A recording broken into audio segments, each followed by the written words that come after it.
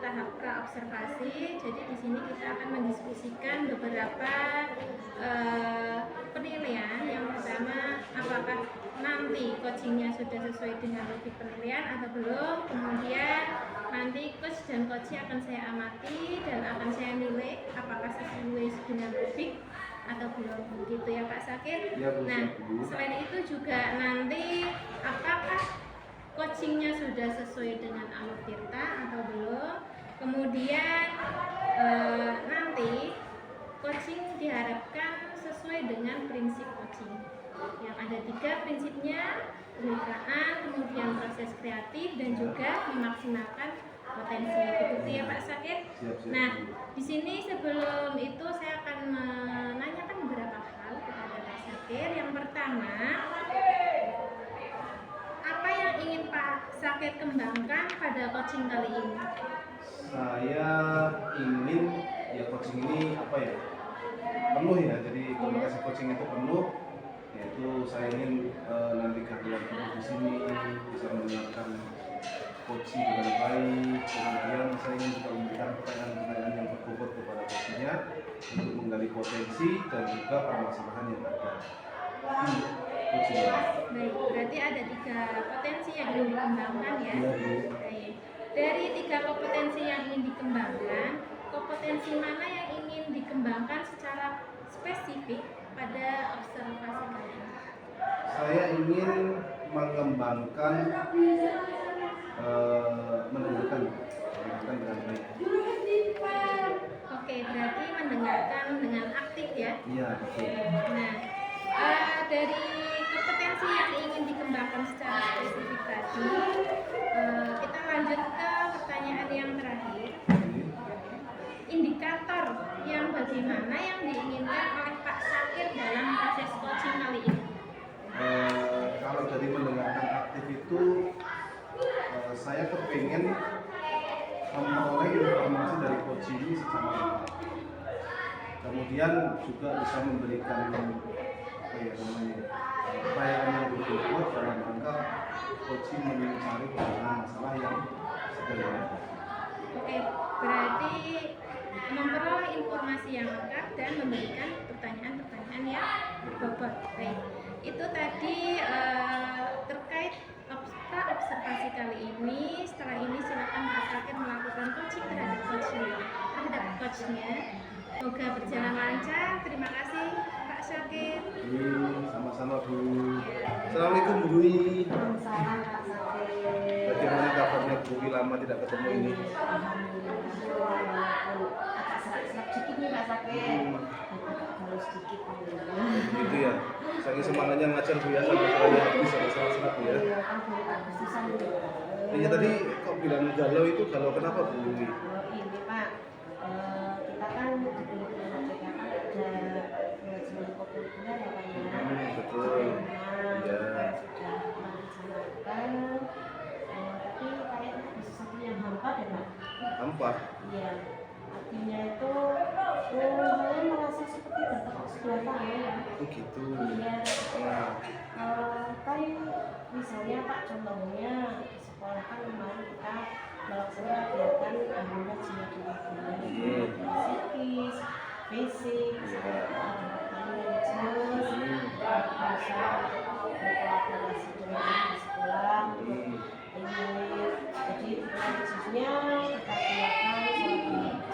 gunakan suatu bersamaan berjalan kemudian untuk secara fisiknya kita sudah ada hasil bersama, sudah ada karya yang sesuai minatnya, kemudian kita juga sebenarnya sudah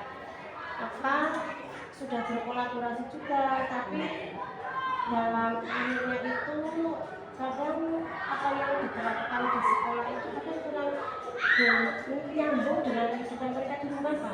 Iya, jadi di sekolah suasananya udah bagus, esensinya, tapi kalau di rumah setelah kita ambil di angkatnya itu kayak kayak kita ingin mengenalkan karakter, tapi kok karakternya kayak mau dipaksakan di sekolah. Gimana ya Pak ya seperti itu? jadi Budi tadi menyampaikan kalau di sekolah itu Budi sudah berusaha dengan maksimal itu ya, bagaimana membentuk karakter anak dan sebagainya melalui kegiatan-kegiatan yang tentunya bermanfaat, dari kelima, pembiasaan dan sebagainya. Tetapi mungkin Budi masih bingung gini ya, kenapa ketika esoknya lagi anak kembali ke sekolah sudah kembali ke setelan pabrik gitu ya, faktor inisiat di rumahnya. Jadi kayak formalitas Pak. Oh, Jadi begitu. kayak kalau kita ada pemantauan gitu kan anak-anak juga sholatnya. Iya, iya. Bahkan untuk pembiasaan yang kesehatan itu sudah ada. Tapi nanti kalau tidak ada pemantauan anak itu ya kembali setelah kami tanyakan memang dulu Pak. Oh, cuma seperti itu. Ya, karena sholatnya mau Oh, begitu ya.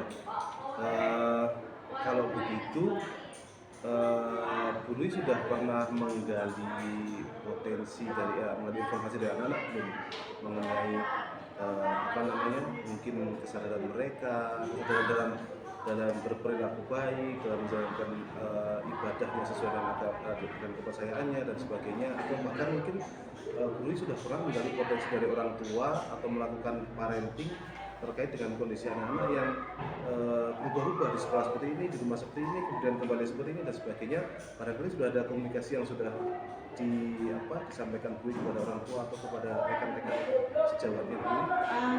Pertama sih kami menggunakan angket melalui keterlibatan kualitas orang tua di rumah, salah satunya berapa kali satu hari melaksanakan sholat bersama dengan orang tua dan sebagainya, dan itu sudah diadakan parenting juga Pak, sudah diberikan ke orang tua hasilnya, tapi belum signifikan sekali. Jadi artinya tidak tahu ini ya, dari orang tua mungkin ada yang menindaklanjuti ke anaknya untuk dapat menanamkan lagi sesuai Pak ya, itu sebagai modal sekali untuk karakter yang ditanamkan. Ada juga yang mungkin hanya sekedar informasi tapi tidak diteruskan. Ini kan saya jadi bingung Pak, adanya parenting sudah, komunikasi sudah, ada juga nanti oke ya, kayak kelihatannya mungkin di sini Pak Sakit punya pengalaman yang luar biasa di SMK untuk biar nanti bisa karakter yang bisa berkelanjutan antara rumah dan sekolah gitu ya.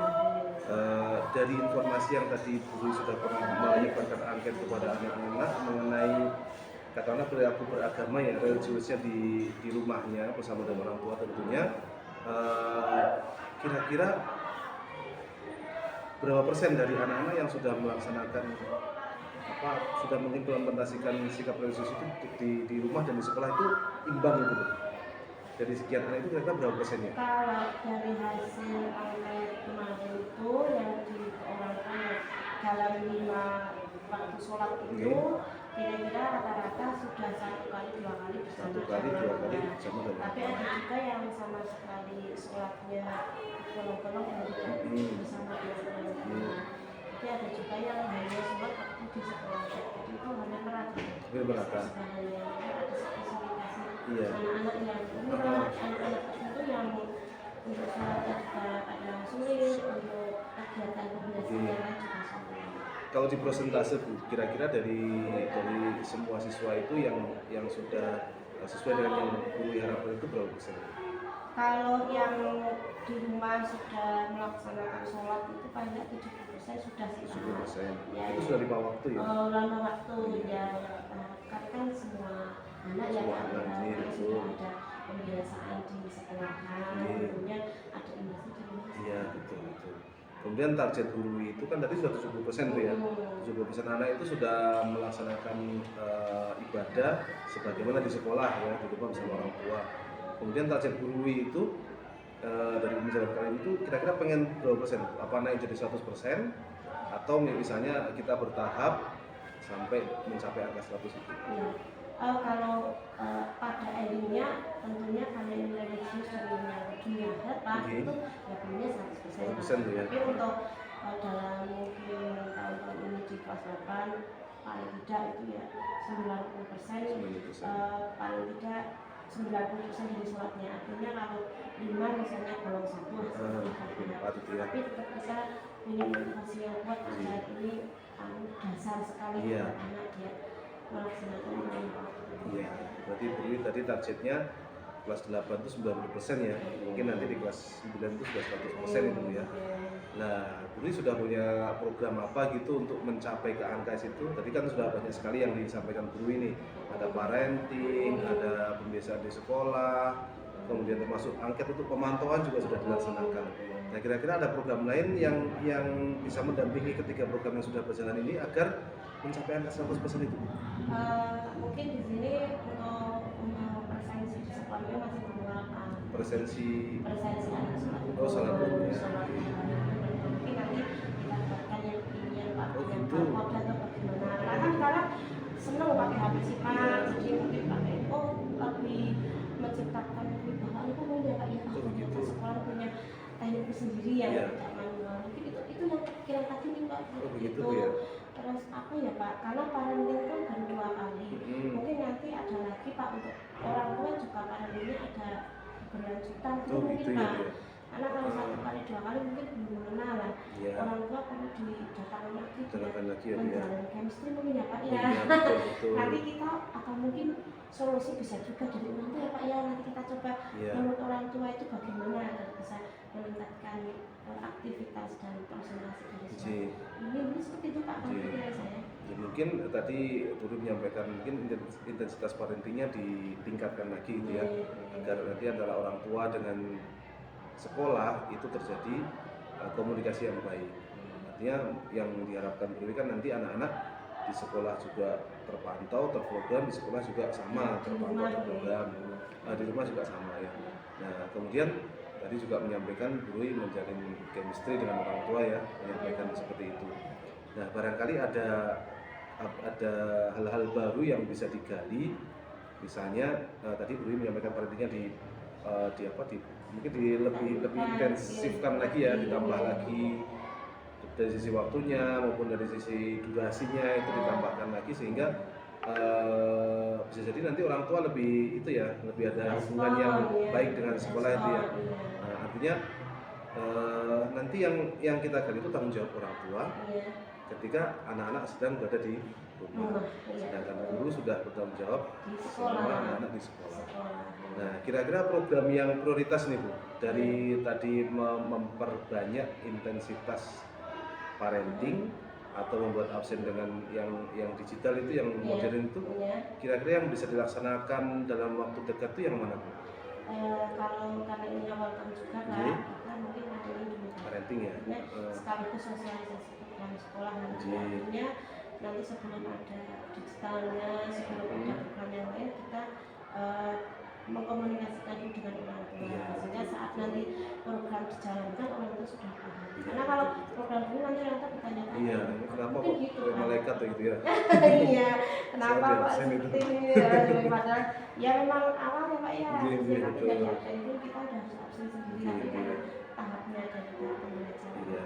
SMP seperti itu.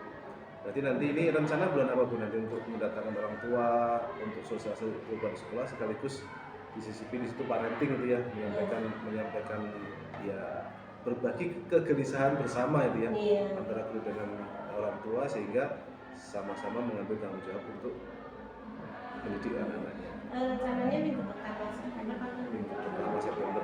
Jadi dalam waktu dekat nih Bu ya. iya memang kita saya nanti juga akan mengusulkan Iya. kepada sekolah itu nanti di bagian adik saya Iya. untuk dulu biar sebelum kita menjalankan kemarin itu sudah Pak visi misi dan tujuan sekolah sudah, tapi spesifik ini yang Iya. buat bagaimana nanti orang tua. Iya. Jadi Guru sudah punya komitmen ya bagaimana menyampaikan kepada pihak sekolah agar memang program parenting ini bisa dijalankan dengan baik dan tentunya nanti kan hasilnya bisa kita lihat gitu ya. Jadi kalau orang tua sudah bertanggung jawab atas anaknya di rumah, nanti harapan kita bersama kan di sekolah juga seperti itu, di rumah juga baik gitu Bu ya. Jadi tidak terus berubah di rumah, nanti di sekolah pura-pura jadi baik. Itu. Terima kasih Bu ya. Jadi sudah luar biasa sekali. Mudah-mudahan nanti program yang dicanangkan Bu berupa parenting dengan sosialisasi program sekolah terutama P5 ini bisa dijalankan dengan baik. Kemudian waktu yang sudah dijadwalkan oleh guru atau di angan-angan guru itu juga bisa dilaksanakan dengan sebaik-baiknya, dan mudah-mudahan hasilnya sesuai dengan harapan guru tadi ya. Jadi harapannya anak-anak juga baik di sekolah juga baik di rumah gitu ya. Oke, terima kasih guru ya.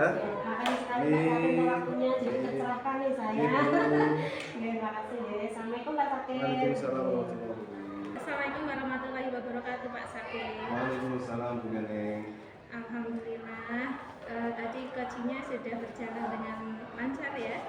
Ya, mudah-mudahan sudah sesuai lah. Oke, baik.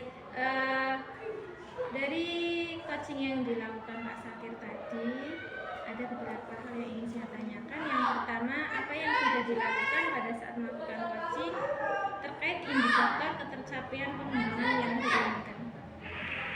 Jadi saya tadi sudah mencoba menerapkan Tirta Ya. pada saat coaching tadi, meskipun ada beberapa yang mungkin terbalik dan sebagainya.